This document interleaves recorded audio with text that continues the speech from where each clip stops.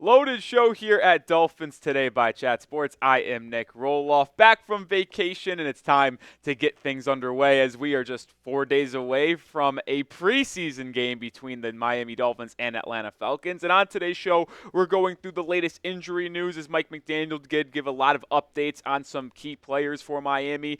A Jevon Holland extension, could it be coming soon? And I also want to go over a couple things that I want to see from the Dolphins in the two joint practices with the Atlanta Falcons beginning on Tuesday and Wednesday. But we'll start with the injury news on today's show because these 5 key players are still on the PUP list for Miami. The 2 edge rushers that we've talked about quite a bit in the offseason here. Jaelan Phillips and Bradley Chubb, both on the PUP list still. Cameron Goode, another edge rusher who could be seeing his spot be taken by Quentin Bell, who's had a ridiculously good training camp so far. He remains on the PUP list. And then the 2 offensive players, Isaiah Wynn and Odell Beckham Jr. You hope that those 2 guys who are projected to play a key role for Miami this upcoming year do get into practice sooner rather than later. And if I'm going to be honest, I said this when it was announced, the day before practices got underway. I said I was not concerned about Odell Beckham Jr.'s injury. I'm starting to get slightly concerned about OBJ, and there's a lot of reasons because of that. Now, a veteran like OBJ doesn't need a lot of time to get ramped up, but you'd like to see him get into the swing of things in this Dolphins offense, develop more of a rapport with Tua Tagovailoa, as you've seen Tua, Jalen Waddle, and Tyreek Hill develop something really special over the past 2 seasons, but we need to see that with OBJ as well if he wants to be a contributing piece as that 3rd wide receiver. But he's not the only wide receiver that's been injured, and that's the reason why I'm concerned. The depth that I thought was once really good is now struggling a little bit. Eric Ezukama battling injuries. Taj Washington was placed on the IR, effectively ending his season before it even began. So you now had a lot of depth. Now it's really just River Craycraft. And if OBJ remains on the injured list and on the PUP list, well, that means you don't have a lot to work with, which is why Willie Snead was signed later last week. We're going to continue the conversation here, but this is why you should be subscribed, because we're going to have you covered on everything surrounding the Fins, injury news, rumors, and we have live shows as well. Back tomorrow, Tuesday afternoon, with Jack Lotteray for a live show. It will also be live for the Dolphins preseason game against the Falcons, so make sure you join us for that and subscribe to the channel. Other injuries that we have to touch on in today's show are 3 key defensive players. Anthony Walker Jr. and Jordyn Brooks have missed the last 2 practices for Miami, and Jordan Poyer, the talented safety, has missed the last 3 practices. Now, there isn't a crazy amount of concern from Mike McDaniel, who actually spoke on both Brooks and Walker's injuries today. McDaniel said they're on their way back. They'll be back sooner rather than later. When that is, I'm not going to hurt their timetable. It's not something I'm worried about. That's a very competitive group. There are some invaluable reps. If Coach McDaniel isn't concerned, I'm not concerned. Jordyn Brooks and Anthony Walker Jr. are expected to play a key role for this Dolphins defense, as they are the 2nd and 3rd linebackers working behind David Long Jr. And I know that some coaches might not be most transparent with the media and the fans in their press conferences in regards to injuries. And during training camp, you don't have to specify a timetable or specify what the injury is. So to me, it could be a little misdirection by McDaniel, but I'm going to choose to believe that those 2 are going to be back sooner rather than later, like he said. McDaniel also had a note on Jordan Poyer, who is missing more practices than the 2 linebackers. McDaniel said that Poyer is dealing with something as well. He has been very active, and we will see him again. So there is good news on that front as well. Maybe they're just taking their time. He got banged up. It's a small injury, but because he's such a veteran and you're going to need him for the long term, they might just say, all right, we'll play it safe and not bring them back into the fold just yet. And I think that's probably a good move because this Dolphins depth chart at safety is a little bit sketchy. We've talked about that and why it was so important to bring in a 3rd guy in free agency, which they did by signing Marcus May, because you have an elite duo in Jevon Holland and Jordan Poyer. But if one of them goes down, you now are really in a bad way with the safety position because you only have Patrick McMorris, a 6th-round pick, Nick Needham potentially, Mark Perry, UDFA, Elijah Campbell. Like, you don't have a lot of guys behind your top 2 in that safety group that provides you a lot of confidence, which is why you need your 2 top dogs in Jevon Holland and Jordan Poyer to stay healthy. We're going to get into Jevon Holland here in just a second, but let me ask you this. Be honest. We just talked about the 5 players on the PUP list and the 3 key defensive players that have been battling injuries. Do any of these injuries scare you? Type Y for yes or type N for no, but also bonus points. Let me know which one scares you the most.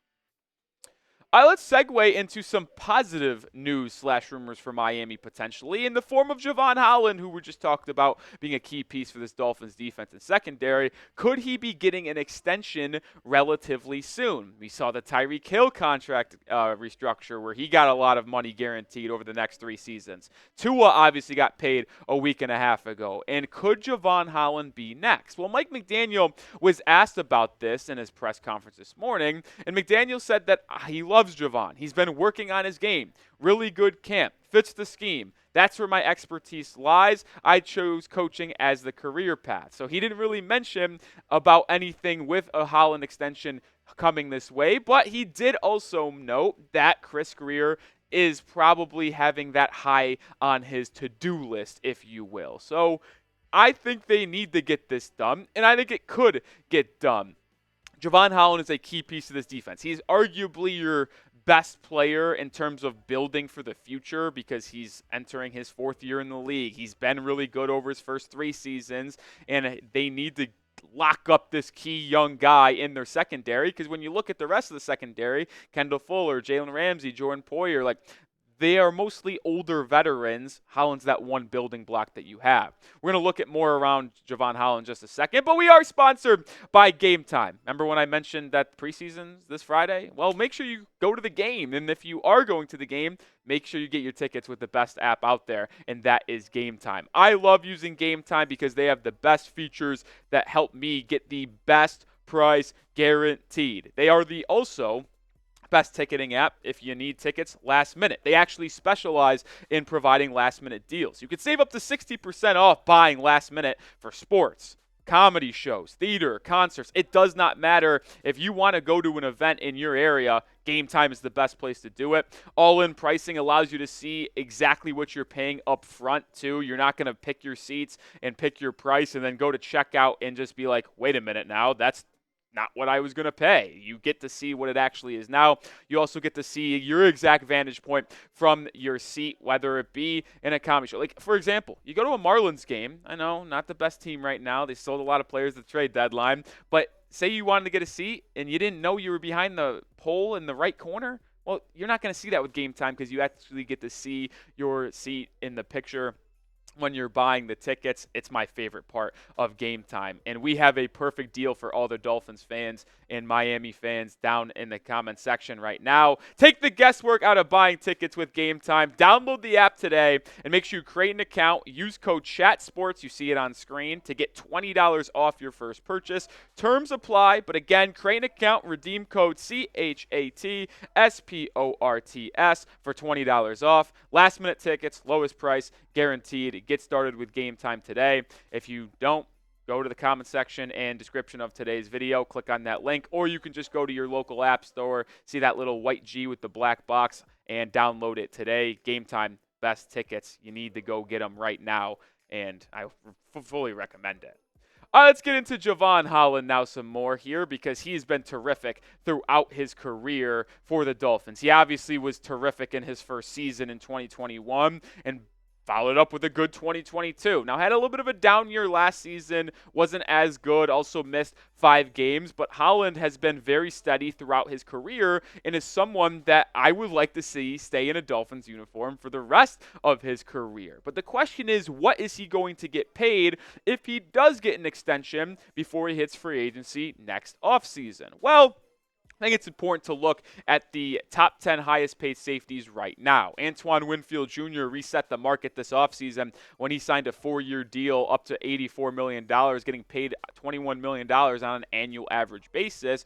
And you kind of see where everything lands. Safeties aren't the most important position, so it's not like wide receivers, linemen, quarterbacks where they're breaking the bank completely, but they do get paid a nice little chunk of change. You see Jesse Bates, who was arguably the best safety in the NFL and was last season, only making $16 million a year. But when you look at the current safeties, I want to focus on the top three: Winfield, Derwin, and Minkah, 21, 19, and $18 million respectively.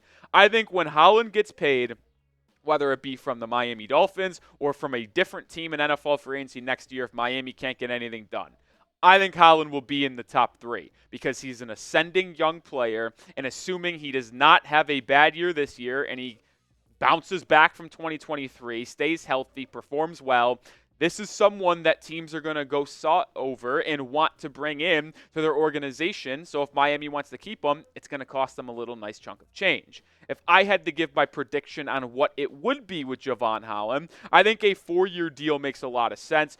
Getting him $74 million in total, that comes out to $18.5 million in annual average salary, which puts him just ahead of Minkah Fitzpatrick's $18.4 million, which would make Holland the third highest paid safety in the NFL, and I would give him half guaranteed. And that's the one thing that's interesting with safeties is guaranteed money, because when you looked at Antoine Winfield Jr.'s contract, he got paid $84 million in total, but only received about $41 million in guarantees, so about half his contract. I think the same thing could be said for Holland, getting exactly his $74 million and half in guaranteed.